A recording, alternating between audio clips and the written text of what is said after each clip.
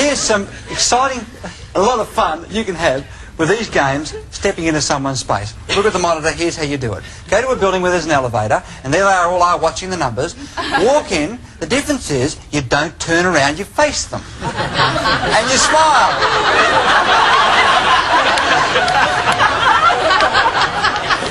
Now, it wouldn't matter what number they pressed when they got in, at the next floor, out they go, every one of them.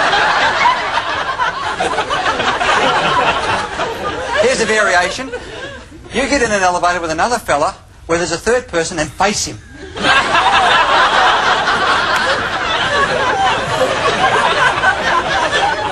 a good chance he'll face the back.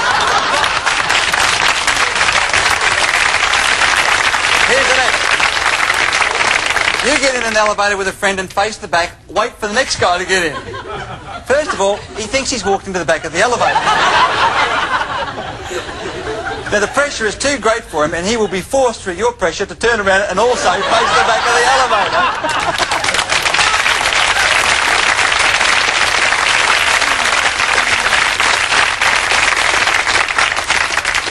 We're going to take a break now, and we hope that everybody has picked up something on what it feels like to have your personal space invaded.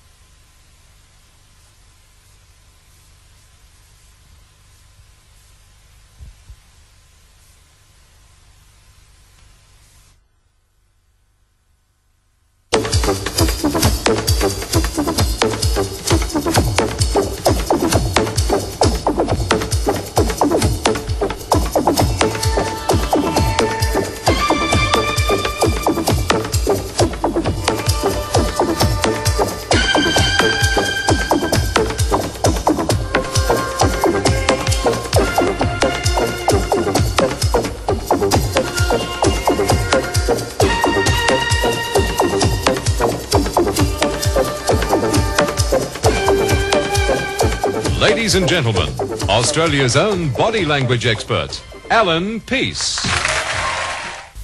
Now they teach body language now in universities and colleges, and practically every sales and negotiation course has it in there. It's even found its way into the latest Australian Macquarie Dictionary as common language. Now the question is, what makes it so popular? Well, it's because we know from a scientific standpoint that body language signals have 4 times the impact of what you say. Now that being the case, try this simple test. Next time you go into a hotel, say to the person behind the bar, give me 3 beers. How many beers would you expect to get? 2. Yeah, 4 times out of 5 you'll get 2. Now just try this test. Everybody join me please. Finger in the air. Now on top of your head, on your forehead, on your nose, on your chin. I said to put it on your chin. How many people have got a chin out here? Now most of you are influenced by what I did, not by what I said. Now, with body language you've got to look for congruence. That's the first thing. That is to make sure the gestures are agreeing with what you hear, because quite often they don't. Now say, for example, I don't like you. If I really feel I don't like you, I make this gesture. But what if I'm saying, yes, I really do like you? We're going to look now at a perfect match contestant who's describing the weekend he had with the girl who was his date. What a wonderful girl she was. We're going to show you first in slow motion, then show you what he actually said, and he changes his mind right at the end. Here's the clip. Now in slow motion, what would you say his attitude was? Positive or negative? Yeah, clearly he's negative. But he's saying what a wonderful girl she is. What a great time he had. Now we're going to show you this clip now in fast motion. Listen to what he says at the end when he comes clean. This is the girl. She's an okay girl, you know. No, she's not. I don't like her. Number 1 is to look for congruence. That is, the gestures match. Number 2, you've got to make sure you never take any one single gesture and try to say it means something. If I button my coat, what does that mean? I'm cold. It could also mean I'm defensive. That is, I don't like what you just said. Now, what if I grab at my neck and start to jiggle my tie? What does this mean? A bit hot, uneasy, telling a lie. My shirt's too tight. Have a look at these clips and see if you can pick a cluster, a group of gestures. Now, Bob Hawke is buttoning his coat because he's in Brussels on tour, and it's freezing. He's actually in a good attitude. Now, contrast that against Mr. Keating, who's about to face an angry press. He starts by buttoning his coat. Now, he's smiling as though he's going to be cooperative. Next, he wrings his hands together as the smile broadens even more. Now this is a cluster, a group of gestures that tells you that the coat buttoning was negative. And he finishes up by crossing his arms. His face is saying, yes, I'll be cooperative. His body is saying, no way are you going to get any information out of me. Now in this next scene, Bob Hawke is giving a speech. He's about to start pulling at his collar. Now what does this mean? Does that mean he's telling a lie? Does it mean he's uncomfortable? Does it mean he's hot? If we freeze the picture, you can see that Hazel's put too much starch in his shirts that day. In this next clip, you'll see another example of a fairly typical cluster. This man, Mr. Ruxton of the RSL in Victoria, is driving home his point on Asian immigration by using a finger baton, a karate chop. He sits back, crosses his arms, and his cluster says very clearly what his attitude is on immigration: negative. In his next scene, Mr. Hawke is just about to rub his nose. Now we know people who rub their nose often tell a lie, but he's promising tax cuts next year. Now was that an actual lie or not? We don't take any one gesture on its own. Let's see what happens. You got a runny nose. Now if I scratch my head, it can mean I don't understand. It could also mean I've got dandruff. If I rub my nose, it could mean I've got an itchy nose. It could mean I'm also lying to you. If I hitch my trousers up, it could mean they're too big. It could also mean I can't wait to get back home.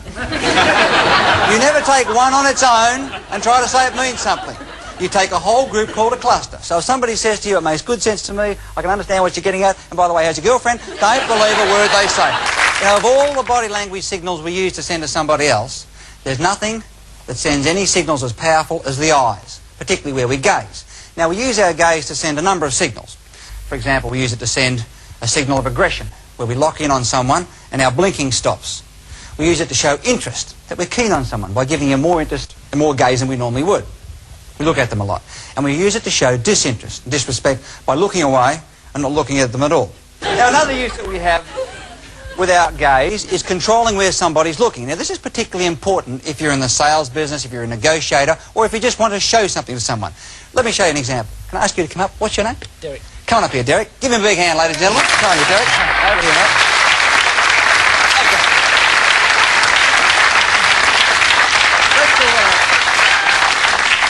I have something here to show to Derek. My objective is to convince him. Now, I know that 87% of what his mind gets comes through his eyes, 9% through his ears, 4% through the other senses. That is, he's a visual creature.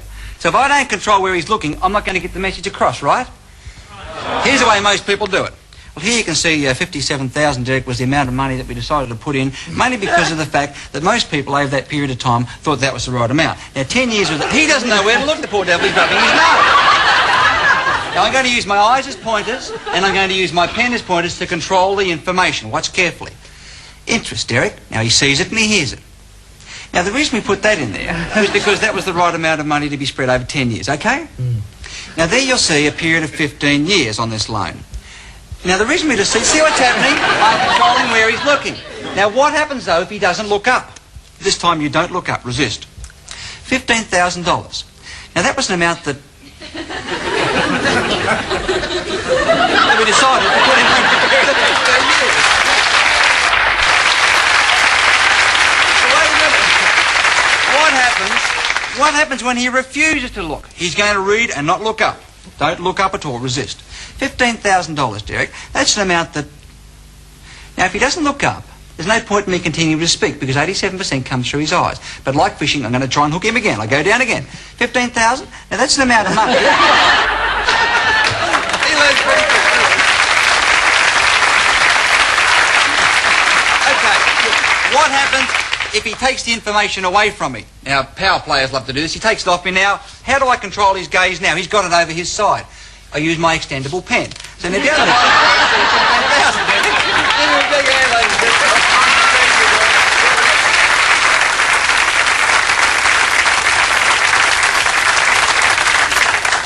You know, research with slow motion cameras that record eye movements shows something very interesting. And that is that when you're talking with somebody in a social situation, that is, there's no pressure, no tension, you're looking at a very clearly defined area on their face. That area is here to here, down to their mouth and back. 90% of your gaze is directed in what we call the social triangle, and we call that a social gaze. Now, has everybody been in a situation where the atmosphere was friendly? You felt good. All of a sudden the atmosphere changed and went cold.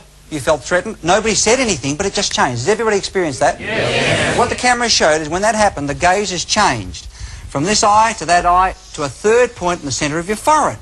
That is, if I intentionally look at this area of your face, you'll feel threatened. If I look at your area here, you'll feel it's social.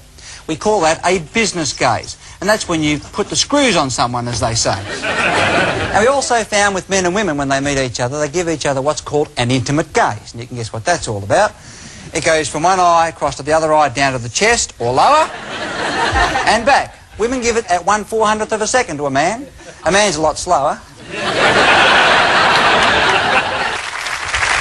Here's a question for you. How can you tell if somebody really likes you? That is, they really do like you. The vibes are good, as we say. We have a rapport. Well, there's some physical signs that you can look for. Now, what's your name? Neil. Neil. Give Neil a big hand, ladies and gentlemen.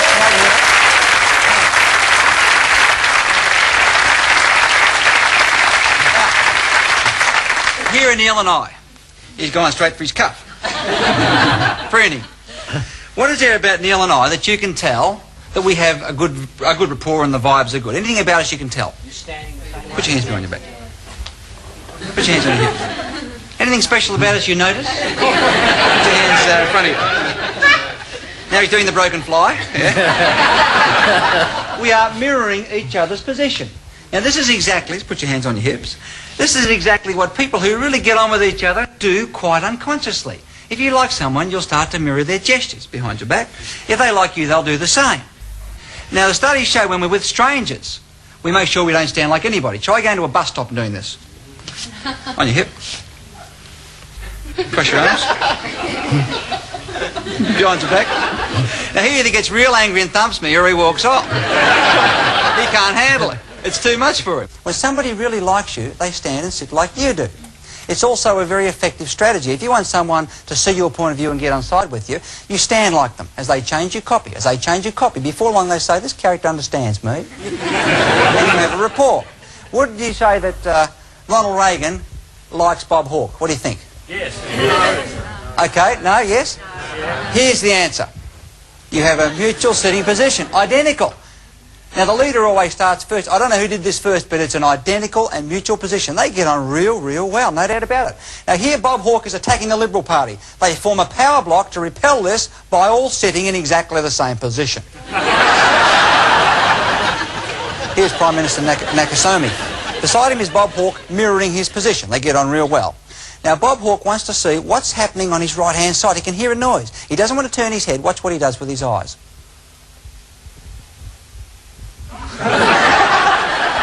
Now he looks back to the Japanese Prime Minister to see whether he saw him do that or not. Now he goes for another one. Here he goes again. Ooh. Have you ever walked into somebody's office? A bank manager, lawyer, an accountant, maybe your own boss, or you've gone for a job interview. You felt you had something important to say. But the minute you sat in the chair opposite him or her, you felt insignificant and you had nothing to say. Has everybody experienced that? Yes. There's a good chance you've walked into a power play. Now, power play is where the person set it up to take away your power and prestige and give them a lot more for themselves. Now, the sort of things you might see include power body language. Here's a collection of the sort of things that the person who thinks they're better than you will use to show status.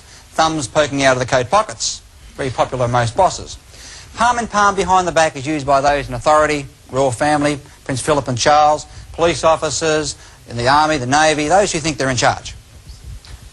Standing with your legs spread is a good male aggression power play. Look at this, baby. Yeah, thumbs on the lapel.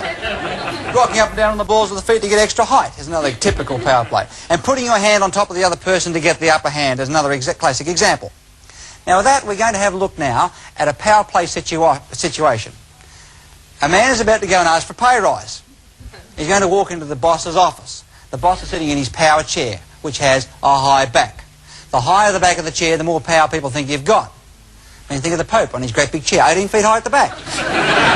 You picture him sitting on a stool. That doesn't look right, no power. Let's have a look at what happened with this man going for a pay rise.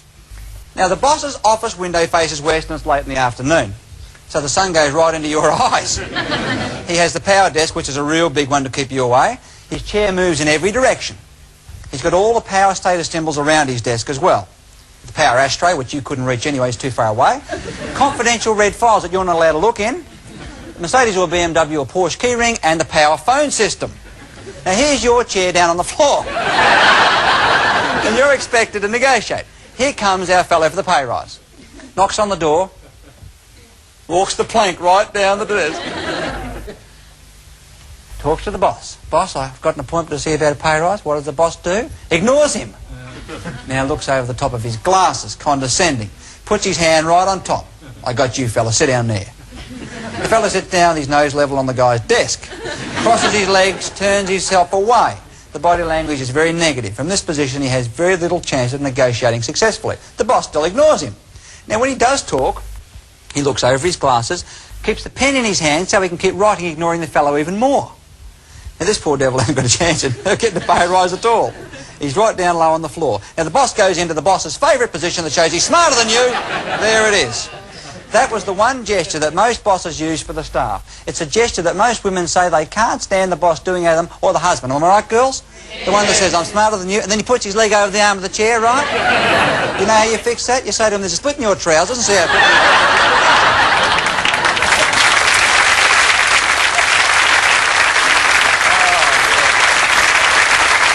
All right, now, let's have another look at a situation where we have a woman going to negotiate for benefits, for superannuation for the other staff members. She's aware of power plays. The two things she does different, she knocks on the door and calls the boss's name when she comes in, forcing him to look up so he can't dominate with his gaze.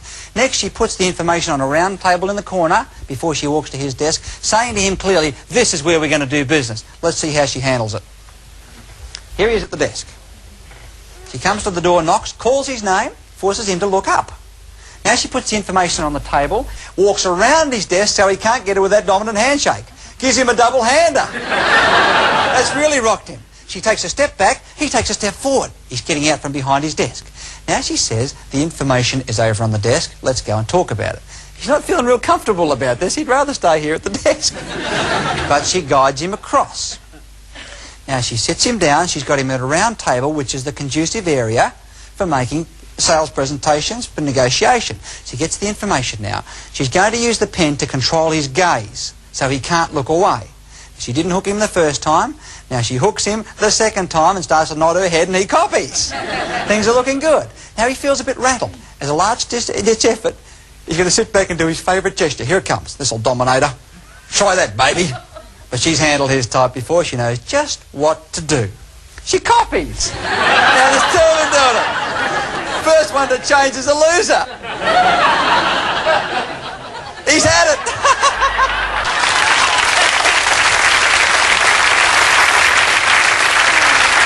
And what about our political leaders? There's no better opportunity for us to see body language in action for politicians than in that historical debate in this country. Now, it's interesting to see what happened. The political commentators said that it was Andrew Peacock's body language that won the debate. Now, it's interesting to see the play. Bob Hawke is one of Australia's most mobile body language exponents. He's good at it, even though he has a repetitive nose touch, eye rub and ear pull. On this particular night, he didn't play it that way. Here's the way it went. He got his right hand to firmly hold his left hand in place so he wouldn't scratch his nose, face or ear because of the negative implications of doing that. He hardly touched his face all night. Now, Andrew Peacock, on the other hand, laced his fingers together, had a funny look on his face. Not a very becoming gesture. It shows and highlights frustration.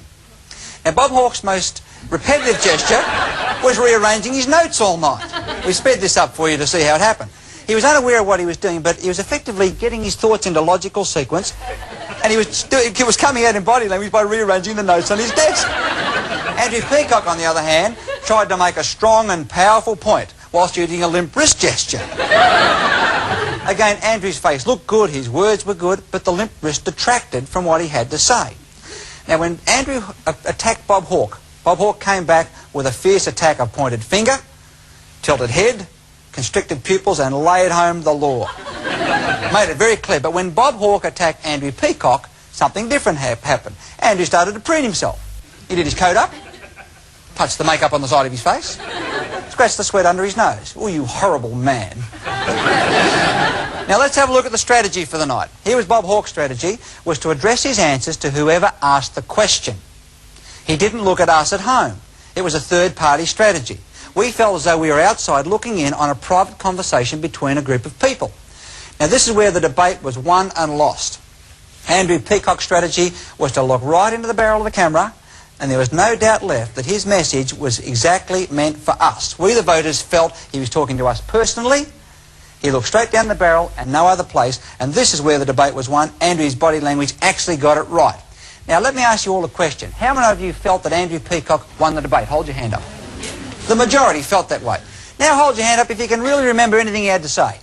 Yeah, very few people, which shows that people listen to not what you say, but what your body says. Somebody asked the question before, how do you know when the politicians were lying that night? Simple, when their lips were moving, they were lying. There's no doubt about that at all.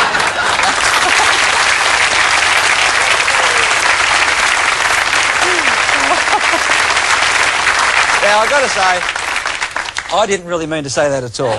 Now, one of the subtle differences between royalty, in terms of leadership, and politicians is this.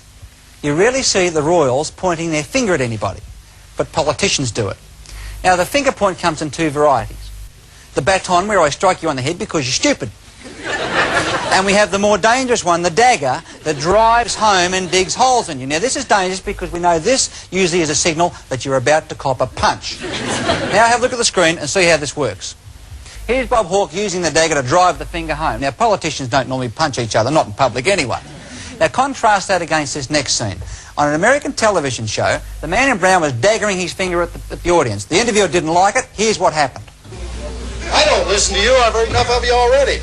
I'm telling you, I'm telling these young people. It's my show, and if you don't knock it off, I'm throwing you out personally. Can you hear that, Marine buddy? Yeah, all right. Listen.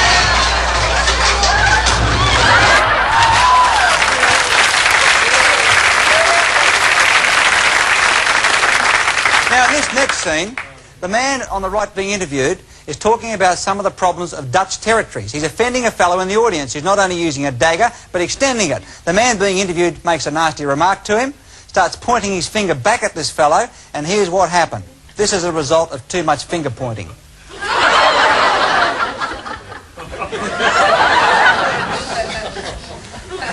Here's some union confrontation. This woman is using her dagger finger to drive it home into this fella, to tell him where to get off. Now, he knows he's in trouble, but it's not very ladylike for someone to punch. But she's about to attack. The finger goes right home deep. Now, he turns, he knows something's about to happen. She clenches her fist, she steps back, and here it comes, right into his face.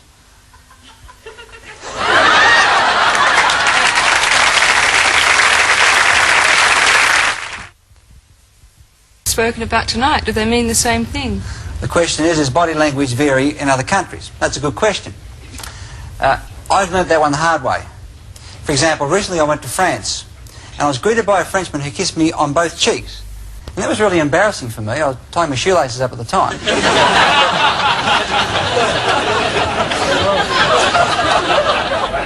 The answer is yes. It does vary. Let me demonstrate this. Can I ask everybody here to hold up your right hand and show me the number 5? Can I see the number 5? Right, now hold it there. Change it very quickly to the number 2. Now keep it there. If you look around, with the exception of one or two very rude people, everybody has those two fingers with their palms facing in an outward direction. Okay, palms down. If this was Europe, let's say it was Germany, and you were Germans, how do you predict everybody would be holding the number 2? Now that's the victory sign for a German. This way. Because the Germans count from 1 to 5 like this. 1, 2, 3, 4, 5. How do we do it? Try it. 1, 2, 3, 4. And where does the thumb come in this country? At the number 5. Now, if you started on your thumb and you were born or raised in an English-speaking country, it means you're either a slow counter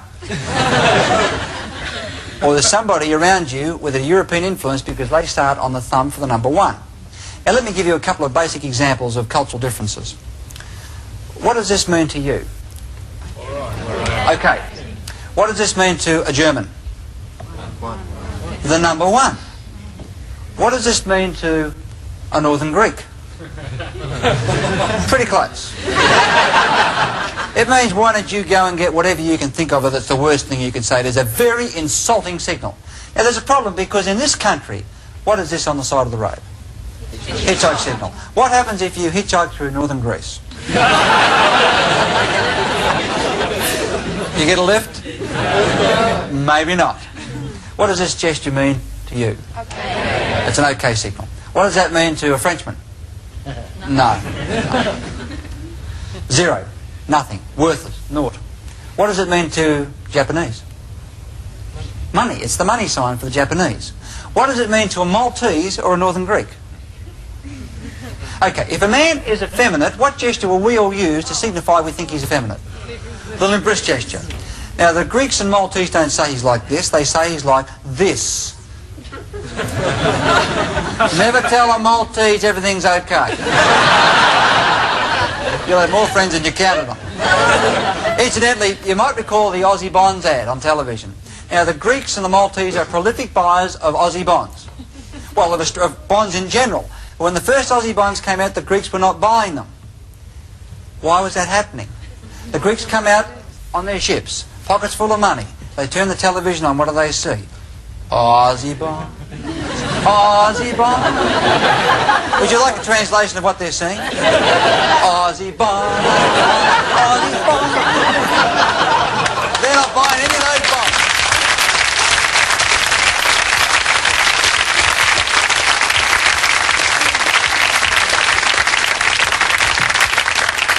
Do we have another question?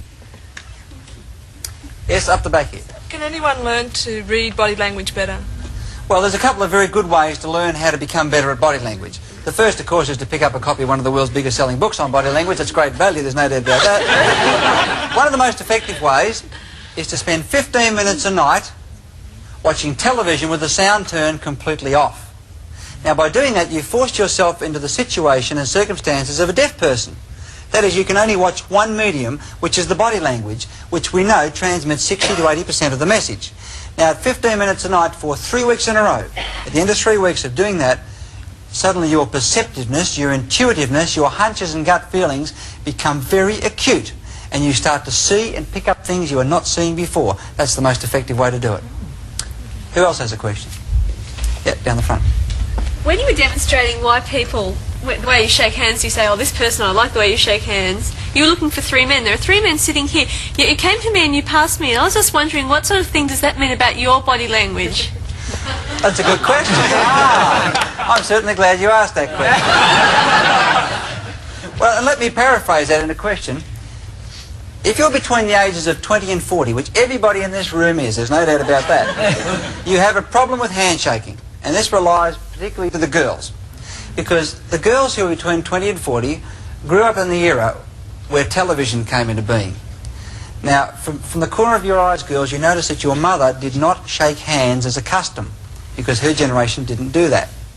Yet you watched the television and saw the American and European girls shaking for it. So the average girl now between 20 and 40 is confused about what she should do. Now, this is a problem for the fellas. Because here's what happens. We've all been through this. You're at a function. Fellas, you're being introduced to a lady. You watch out of the corner of each other's eyes to see if anybody's going to reach for it. As you're introduced, she reaches for her handbag to get a tissue.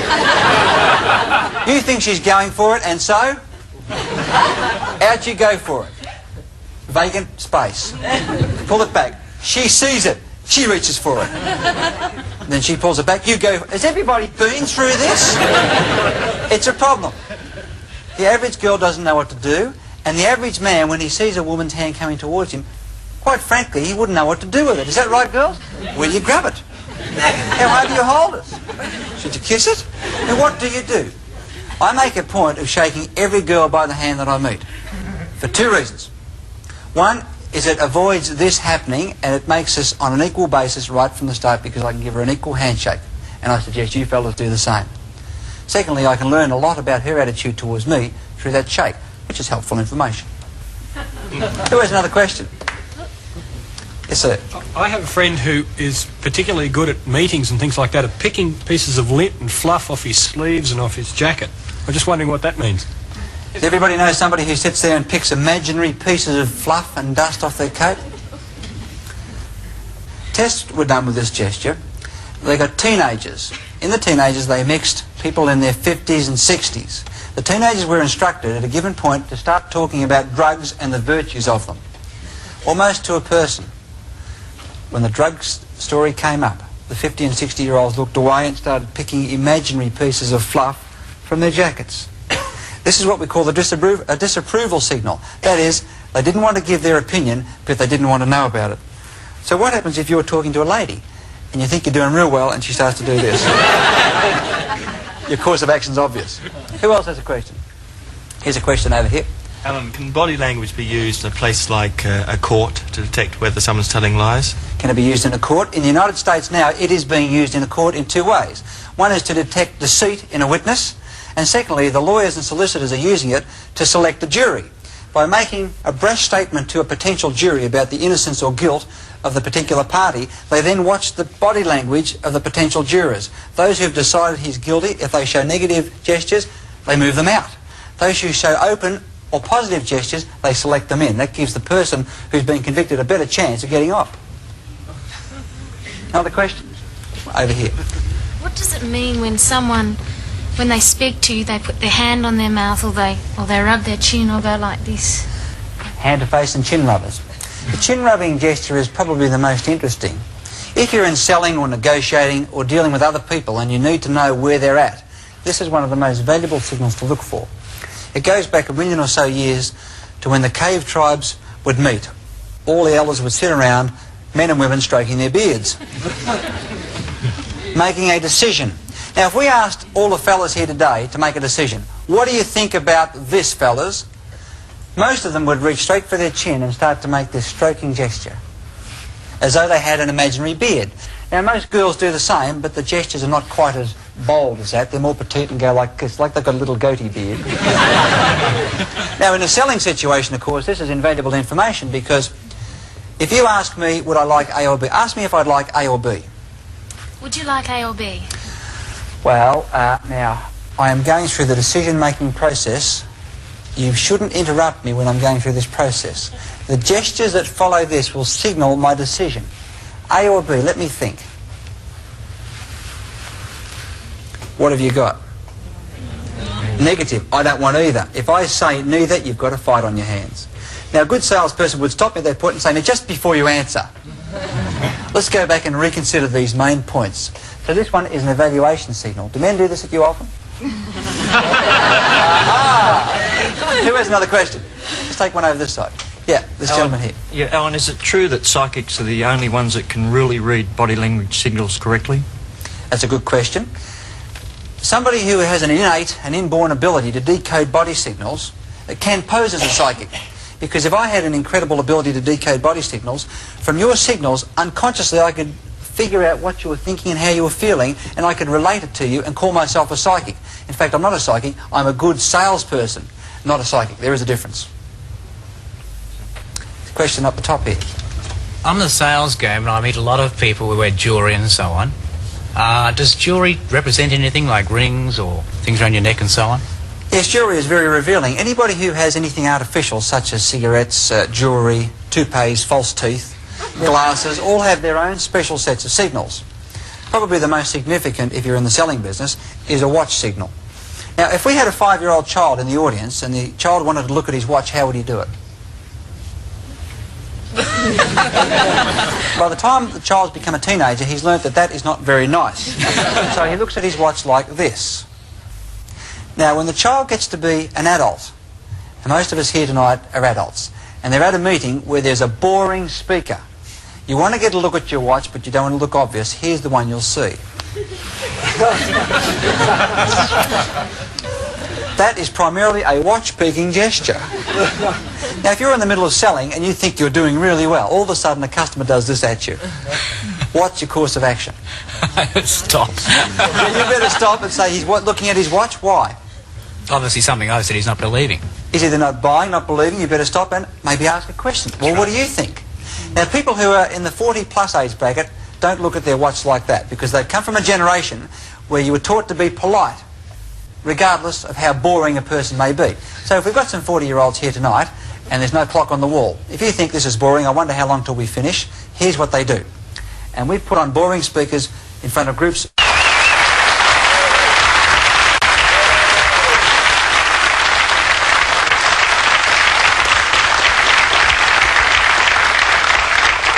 Good evening and welcome again to Body Language. Now tonight we're going to take a look at what people do at parties when they meet each other and check each other out. We're going to analyse handshakes and what some of the hidden meanings are you find behind them. And we're going to introduce you to talk language, where we're going to show you how to read between the lines what people actually say when they're trying to put it over you.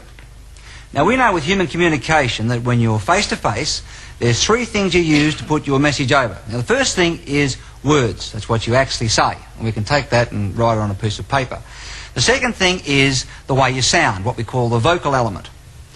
And the third thing is the way you gesture, the way you move, and the way you look, what's commonly called body language. Now, I'm going to ask you a question. When you had the last conversation with somebody, which would have been only a short time ago, what percentage of the time do you think you would have been relying on what you actually said, that is the words, to make your message go across? What do you think? Who thinks it would be at least, say, 50% of the impact was on words? Put your hand up. Who thinks it would be less than 50% for words? Anybody doesn't think? Let's take the second element, the way you sound, the tone of voice. Who thinks that accounts for at least, say 50% of how effective you are?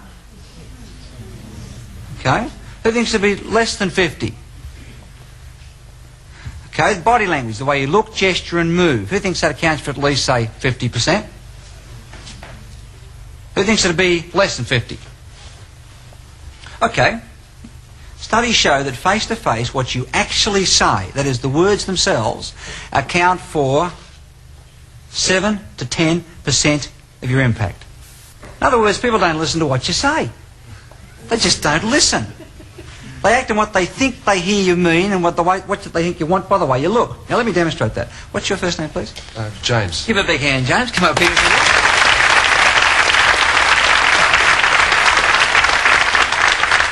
Always got to get the tallest person in the room. Yeah. Okay, I'm going to ask you 10 questions, James.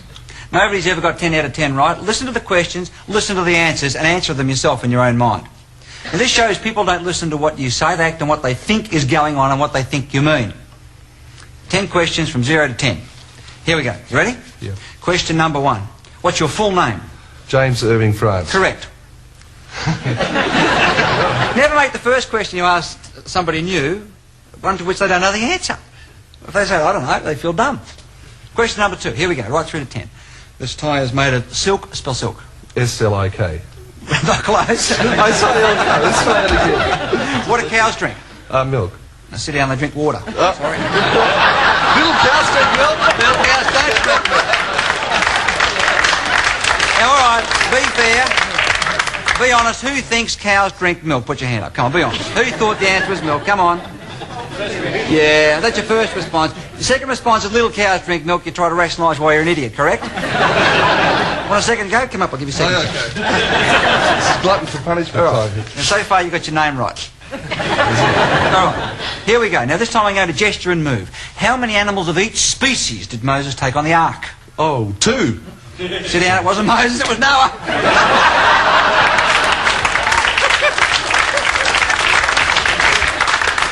Now here's the problem you've got dealing with people. Most people think cows drink milk and Moses had an ark. That's the problem you got dealing with them. Now the follow-up to the subject body language was this book called Talk Language. Now what I did with this was to analyse the 20 to 30% impact of what you say and the 7 to 10% of words. And what we discovered was that in the English language there are 550 cliches. Now cliche is pre-packaged words. You learn these things. And you use them when you want to cover up what you're really thinking. Now a couple of simple examples of these can be seen in places like airports. So I flew on a plane today. Now the fear of flying, which is in the book of lists, is listed at number 8. We don't like flying in aeroplanes. Now the fear of dying is number 7. Anybody know the number 1 fear of Western man? Public speaking. Speaking in front of a group. You'd rather die 7 times more and go up on a plane than come up here right now and talk to the group, is what that means. Now even though the fear of flying is number 8, when you go to any airport, they do and say things with the cliches they use that encourage you never to fly again. Now they've spent millions to get you out there in the first place. Here you are, you drive out to the airport. You're reassuring yourself it's going to be okay, it's going to be okay. And as soon as you get to the airport, what have they put there for you to see? Right across the top of the airport, 25 feet high in most countries, the word terminal. Now think about this. You think cows drink milk, you think Moses had an ark. What do you think happens to your body when you see the word terminal? What do you think of? You think of, you're dead, finished. And then you get on the planes and they still give first-time flyers impossible things that you can't do. Such things as put your seat back forward. Now, which way does it go if you don't fly? If they're late, they reassure you by saying, we should have you in the air momentarily. Split second, right? We're going to be landing shortly. Now, how long is the runway going to be? Shortly. Now, one thing you won't hear on Australian Airlines, or Ansett Airlines, is the following cliche that you'll hear on most international airlines. They say, ladies and gentlemen, in the event of a depressurisation. Now, what do you imagine is going to happen to you? What do you think? Yeah, okay, the windows have popped out. The plane is plummeting towards the ground in a death plunge. This is what you picture, but they say no need to worry because these masks will appear. And during this death plunge, with the windows gone, place the mask over your mouth and breathe normally. One airline used to say there'd be no smoking in the rear.